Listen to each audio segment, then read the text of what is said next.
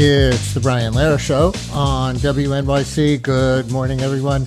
Well, it's the last morning of the membership drive and the morning after the WNYC mayoral debate. Thanks to all of you who have helped us try to show that you can defund an institution, but you cannot defund the truth, right? And thank you in advance for any last day sustaining memberships or other donations. We'll devote most of the show today to debate excerpts and analysis, and then we'll have one final membership drive quiz so we can all exhale with a little fun and hopefully give away a few more Brian Lehrer Show baseball caps and our new WNYC tote bag that says you can't defund the truth. Our final quiz topic will be famous parents of famous children. Call it a Nepo baby quiz if you like, but famous parents and their famous children. Some of them will surprise you. But let's get to the debate. Let me say first that the station was honored as an institution, and I was honored as an individual to be selected to moderate this high-stakes debate, along with New York One and the publication The City. Our senior political reporter, Brigid Bergin, who was good enough to fill in for me yesterday, as many of you heard, while I was out prepping for the debate, is right back with us in the guest's chair as our first analyst. Hi, Brigid. Thanks for yesterday and today. Glad to do it, Brian. Excellent job last night. Major kudos to you and Errol and Katie. It was such a great debate. Thank you very much. The first excerpt I want to play is a question I asked last night about a shocking new statistic that I think isn't getting enough attention about child homelessness in the city. You will hear that this became one of the vehicles for a main message of both Cuomo and Mamdani versus each other, lack of experience versus experience not to be proud of. This begins with my question. The cost of living is our next topic. You've all cited it as a major factor, and of course so many New Yorkers are experiencing this, especially when it comes to rising housing costs. And many New Yorkers were shocked this week as a new report from the group Advocates for Children revealed that about 154,000 New York City public school students have been homeless at some point during the last year. 65,000 lived in homeless shelters. Even more were in doubled-up situations with no home of their own. It's never been over 150,000 before, they tell us. And it amounts to 1 in 7 New York City kids. As mayor, how would each of you tackle this problem to help this vulnerable population? And in this round, we're going to go Mr. Mamdani, Mr. Cuomo, Mr. Sliwa. So Mr. Mamdani, you go first. This is a stain on our city. To see this many children in our public school system be homeless, and to know that this is the 9th consecutive year that it's more than 100,000 of those children. What we need to do is ensure that next year is not the same. And we are going to do that by building the housing necessary such that New Yorkers are not priced out of this city or forced to live in shelters. And that's why my campaign is going to deliver 200,000 new affordable homes across the 5 boroughs, all while freezing the rent for more than 2 million rent-stabilized tenants. Now, in the public school system, we also have a program called Every Child and Family is Known. It links a child who is living in a homeless shelter with an employee of the public school system. It also links that employee with the child's family. It's been shown to increase attendance records, self-esteem, a level of belonging in that school system. I am going to increase that pilot program to more than 200 schools, and we're going to do it because we have to deliver for these children. Mr. Cuomo. Zohran is a great actor. He missed his calling. Freeze the rent sounds great. Yeah, it affects about 25% of the number of housing units in the city of New York. It's not a new idea. Bill de Blasio did it. It turned out to be a debacle.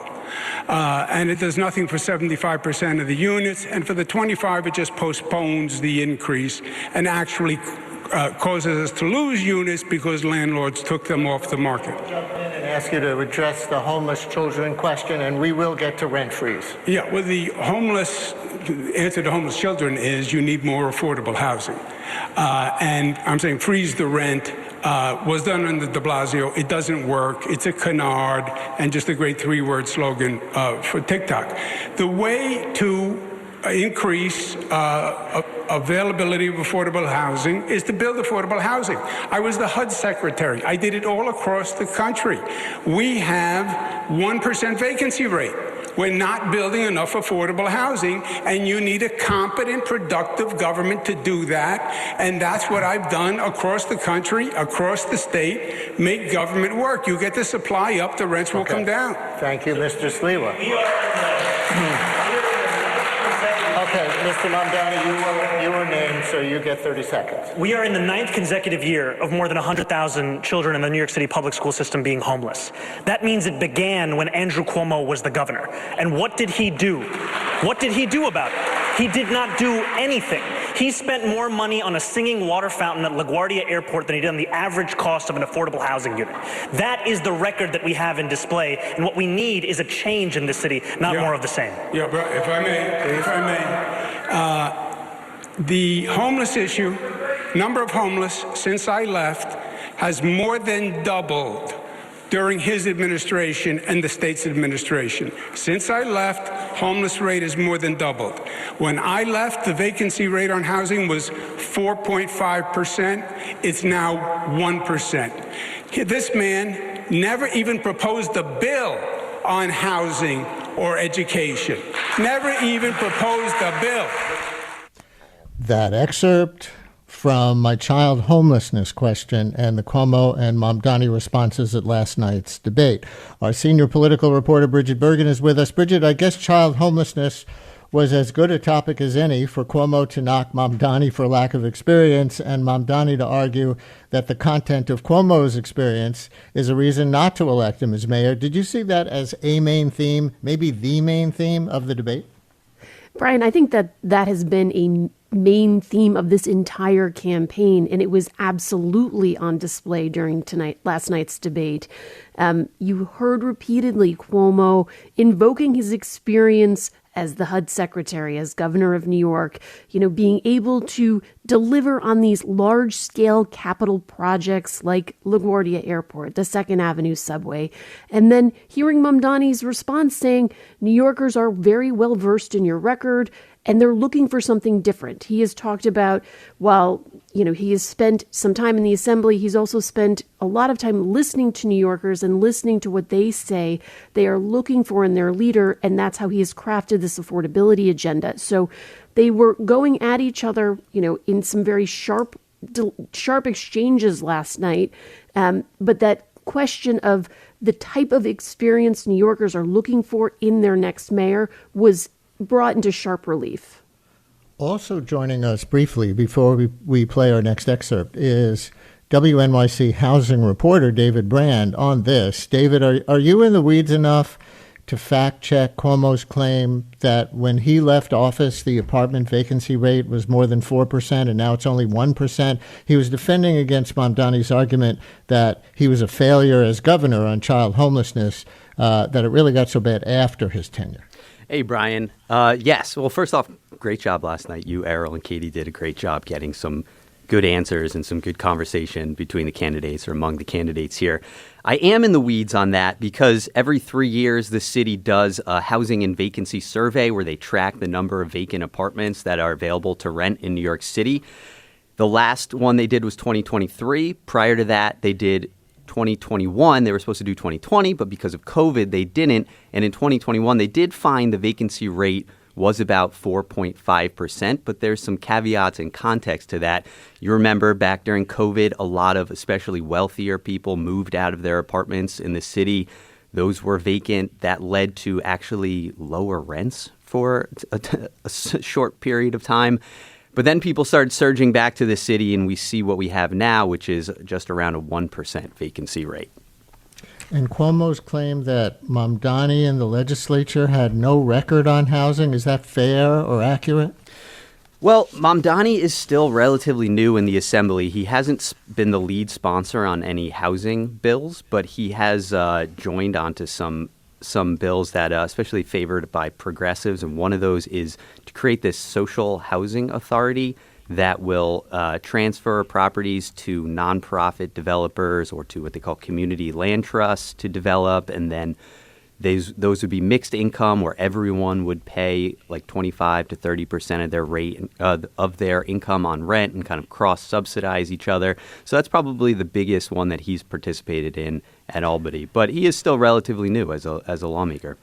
By the way, for people who haven't flown out of LaGuardia lately, what was that singing water fountain reference Mamdani made regarding Cuomo? And he compared it to Cuomo's spending on the average cost of an affordable housing unit. I'm not sure I get that stat, but do you understand that comparison? And there really is a singing water fountain that the state funded at LaGuardia Airport, right? Yeah, and let's clarify what a water fountain is here, because it's not like you're filling up your water bottle and it's singing top 40 hits to you or something. It's like this water feature, water sculpture with this synchronized squirts of water with music playing and a light show. I mean, I remember being there a few months ago for the first time in a while and seeing it and stopping. I was like, whoa, what is this? But I did see that the cost of that was around $1 million. It was part of the LaGuardia redevelopment that Cuomo has touted for a while now. And I guess what Mamdani's trying to, I guess it's like a metaphor, like you spend money on razzle-dazzle, but what about affordable housing? And I did see Cuomo's most recent 5-year housing plan as governor was the state would commit $20 billion to build or to finance the construction of 100,000 new affordable apartments and then 6,000 supportive housing apartments. And so that's less than $200,000 per unit. So I guess that's kind of the comparison he's making. I mean, it's not totally like apples to apples comparison, but I think it's more of a metaphor. WNYC housing reporter David Brand, thanks for hopping on. Thanks a lot, Brian. All right, Brigid, next clip from last night's debate. Here are the 2 lightning round questions, folks, that I asked in the middle of the debate. Our team with New York One and the publication The City prefers substantive lightning round questions over cutesy ones. This is one of the things we talk about in our debate prep meetings. We prefer substantive lightning round questions over, like, what's your favorite color or something. You'll hear I asked about motorized bicycles and other two-wheelers, and about the ballot question on moving mayoral elections to presidential election years. This begins with my question. The city recently enacted a 15-mile-per-hour speed limit for e-bikes, and of course there are the other motorized two-wheelers that also frequently ignore red lights and other traffic laws. If you were mayor, would you direct the NYPD to ramp up speeding tickets and other moving violations on the motorized two-wheelers, Mr. Cuomo? Yes. Look, this is a dangerous situation for many people. Mr. Mamdani, yes or no? I would actually build on the city council's progress in holding the apps accountable, like DoorDash and Grubhub, to ensure that there weren't incentives for breaking those street traffic posts. So posts. You would not increase ticketing the riders? I do not think the police should be the ones dealing with the failures of these app companies. Mr. Sliwa. License them, register them, and yes, do enforcement on them.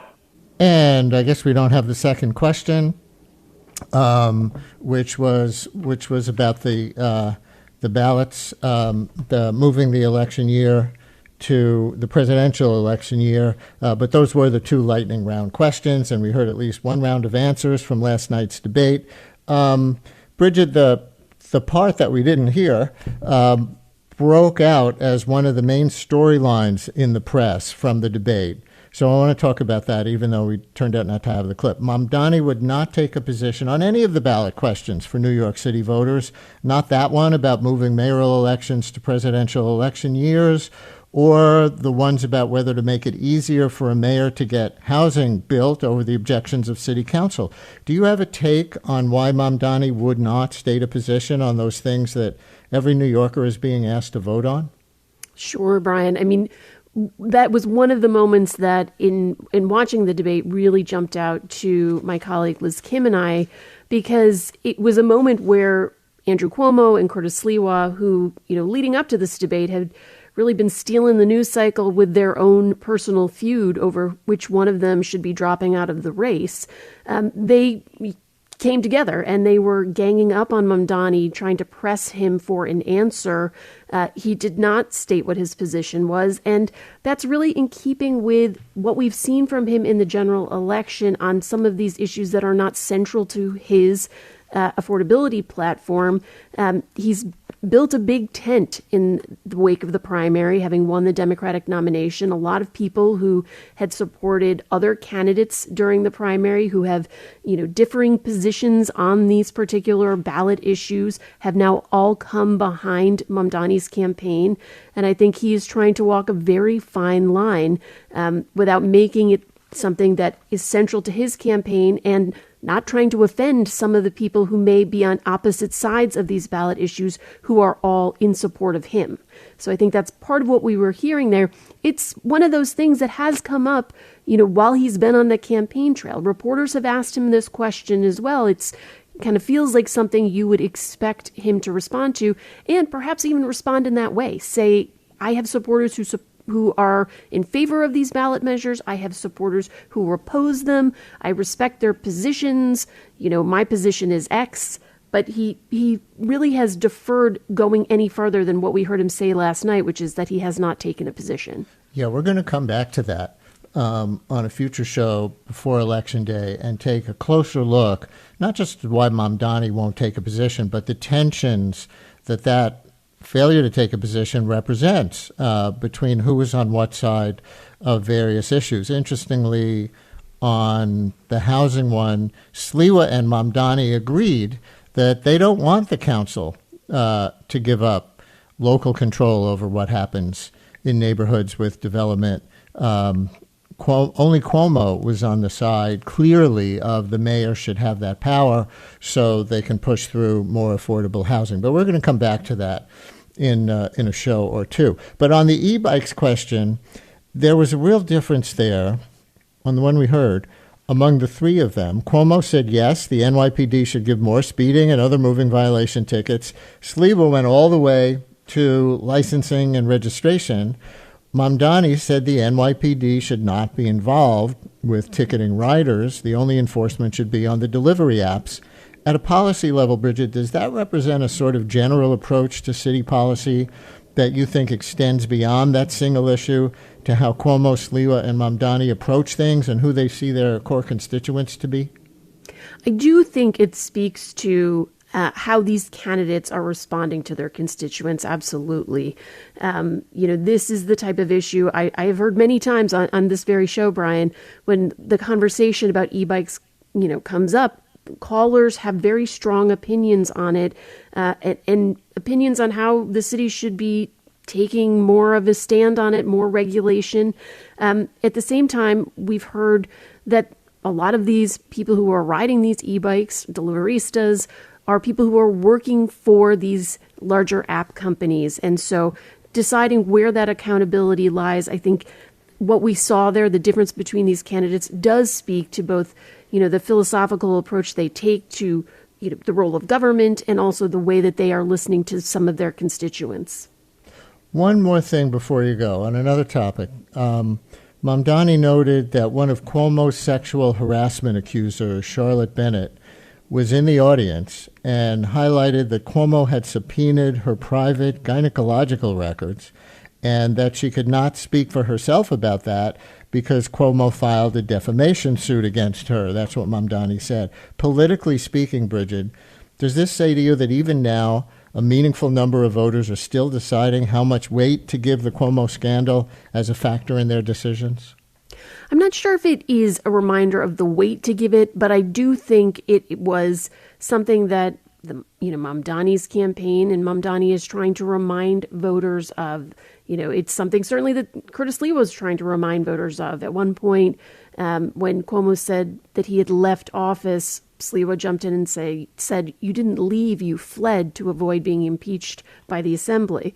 Because, of course, if he had been impeached and found guilty, he wouldn't have been able to run for office again. It is something that I think is one of the ways that some voters are remembering his administration. Certainly, there are voters who at the time saw it as political and saw it as something that was being used against someone who was playing a really important role during the pandemic.